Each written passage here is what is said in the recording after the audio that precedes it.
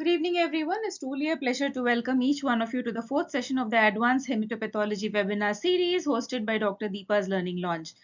I'm Dr. Deepa, and I want to first express my gratitude to all of you hematologists, pathologists, residents, and laboratory professionals who have taken out time to join my earlier sessions and make these discussions meaningful.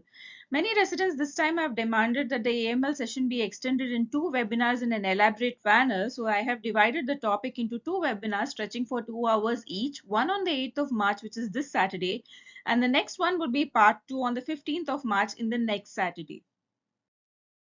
So in the part 1 of the lecture, which is the first part, we will be discussing the introduction to the changes in the AML classification as well as the AML with defining genetic abnormalities. The classification of acute myeloid leukemia has been restructured to highlight the significant advancements in understanding the management of the disease in recent years. The key change is the distinction between AML with defining genetic abnormalities and AML categorized by differentiation. This revision basically eliminates the previously confusing term AML not otherwise specified, under which the differentiation-based subtypes were previously placed. The new classification emphasizes on the importance of the genetic findings in the diagnosis rather than the morphological lookout.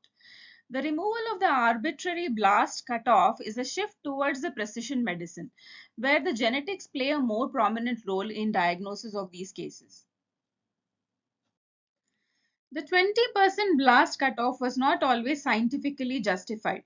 Now more focus is placed on the genetic alterations and variant allele fraction rather than a fixed percentage of blasts. Over time, we also expect the molecular measures to refine how we diagnose and classify AML more precisely. The goal is the standardization of the variant allele fraction and fusion gene calculation, which will help in defining better cutoffs in future. It needs to be remembered that the 20% blast cutoff is not lifted off in all the variants of defining genetic abnormalities. There are two in which it is still retained. One is the AML with BCR-ABL fusion, in which this is retained, and this is done in order to remove the overlap with CML diagnosis. The blast cutoff is necessary for this distinction. The second is the SEPA mutation, in which the cutoff remains as there is insufficient evidence to adjust the criterion at the moment. The rearrangements in AML are better understood in this book. The KMT2A rearrangements are now better understood with a wide array of fusion partners. This reflects the complexity and the variability of these mutations which can impact the prognosis. MECOM and NUP98 rearrangements are accepted with a blast count of under 20%, which reflects the clinical features similar to that of higher blast counts. The NPM1 mutation is significant in the rapid progression cases from MDS to AML, and therefore the early detection is vital for patients' prognosis. The SEPA mutations are now defined more clearly, considering both the biallelic and the single mutation in the basic leucine zipper domain, providing a more nuanced understanding to its prognosis.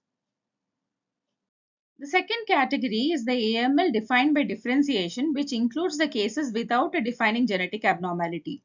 Further research, however, is needed for better understanding of the pathogenesis of these cases. The revised classification system is expected to enhance the identification of these cases, paving a way for future research studies in these. There are many more details in the two categories of AML in the 5th edition.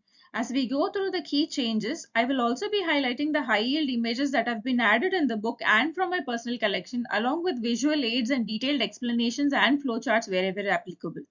All you have to do is click on www.drdeepaslearninglaunch.com and go to the webinar section to stay tuned. Links will also be provided on the social media platforms and on our Telegram channel.